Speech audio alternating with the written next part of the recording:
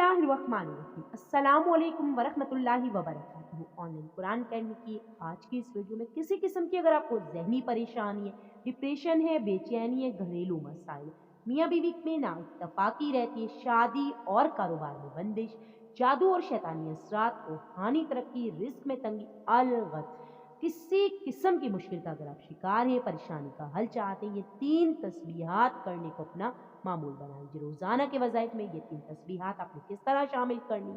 तीसरा कलमा आपने पढ़ना है 100 मरतबा, यानी कि एक तस्बीह। स्क्रीन पे आपको तीसरा कलमा नजर आ रहा है। दूदे पाक आपने पढ़ना है 100 मरतबा। दूद इब्राहिमी भी आप पढ़ सकते हैं और अल्लाहुम्मा सल्ली अला मुहम्मद व अला आले मुहम्मद भी आप पढ़ सकते हैं, काफी है। अस्तगफार आपने पढ़ना है 100 मरतबा।